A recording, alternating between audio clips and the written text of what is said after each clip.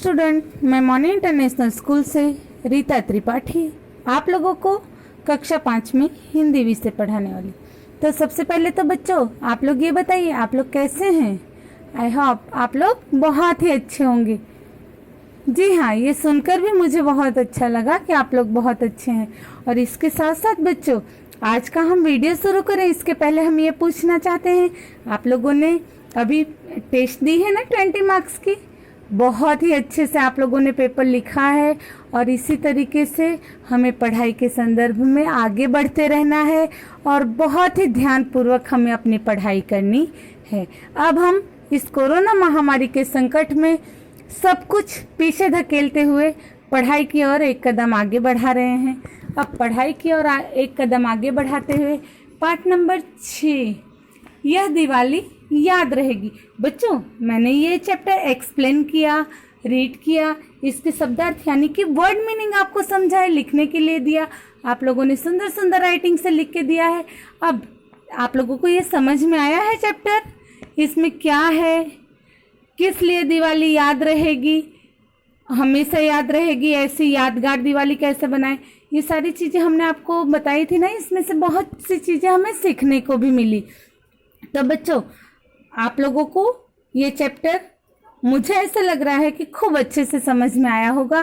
तो इसके अभ्यास की ओर हम इसके संदर्भ में इसके अभ्यास की ओर आगे बढ़ रहे हैं। अभ्यास की ओर आगे बढ़ते हुए पेज नंबर 33 यानी कि पेज नंबर 33 उसकी एक्सरसाइज यानी कि अभ्यास की ओर हम आगे बढ़ रहे हैं। प्रश्न नंबर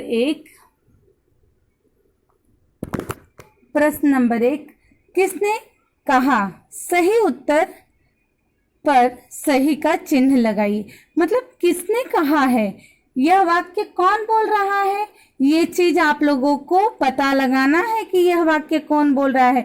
और कुछ ऑप्शंस हमें दिए गए हैं, उस ऑप्शंस में से सही उत्तर जो है यानी कि सही आंसर जो है उसके ऊपर राइट का निशान लगाना है। समझ में आ रहा है ना बच्चों?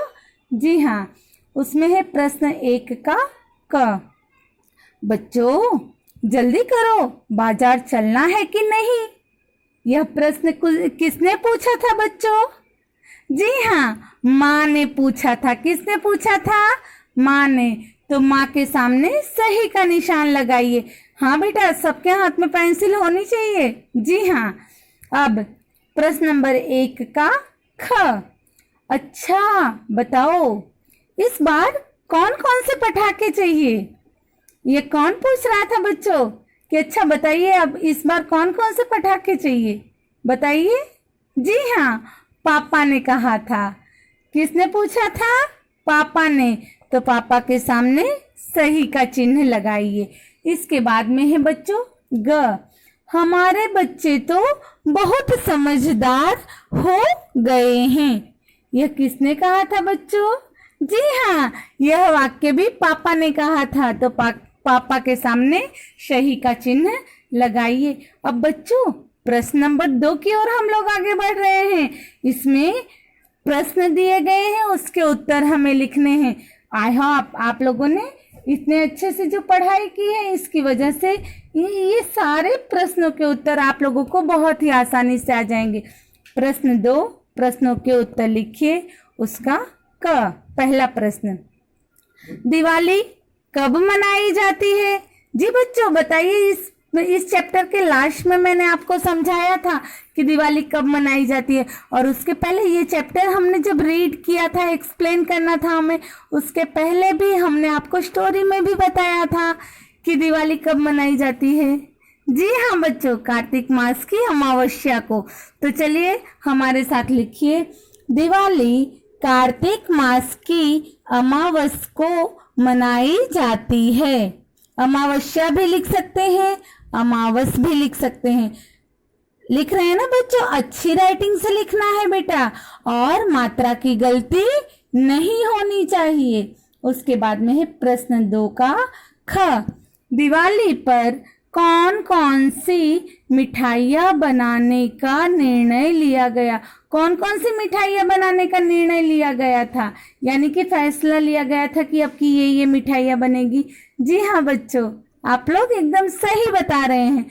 चलिए लिखिए, दिवाली पर गुलाब जामुन, लड्डू, बर्फी जैसी मिठाइयाँ बनाने का निर्णय लिया गया था। समझ में आ रहा है ना बच्चों? अब इसमें देखिए मिठाइयाँ सारी एक साथ लिखी हुई हैं, एक साथ मिठाइयों के नाम लिखे हुए हैं, तो बीच बीच में अल्प विराम भी आप लोगों को करना है। मात्रा और चिन्ह में कभी कोई गलती नहीं करना है। उसके बाद में है प्रश्न 2 का ग। राघव के अध्यापक ने उसे क्या समझाया था? क्या समझाया था बच्चों? जी हाँ, हाँ, सही बता रहे हैं आप लोग। तो चलिए लिखिए, राघव के अध्यापक ने उसे समझाया था कि हमें अपने आसपास हवा को साफ रखना चाहिए। बच्चों, कहीं मात्रा की गलती नहीं होनी चाहिए कि मैंने धीरे से बोला है तो छोटी की मात्रा लगेगी। चलिए, अब इसके बाद में प्रश्न 2 का घ। प्रश्न 2 का घ। दिवाली की बधाई देने कौन कौन आए थे? बच्चों, कौन कौन आए थे? कोई अंकल आंटी आए थे ना, उनके साथ उनके बच्चे आए थे ना? जी हाँ, आप लोग तो बहुत ही अच्छे से पढ़े हैं, इसीलिए मुझे पता थी कि आप लोगों को आ ही जाएगा। चलिए लिखिए, दिवाली की बधाई देने सोहेल अंकल व सभी आंटी और उनके बच्चे यानी साहिन और सब्बू आए थे। आप लोग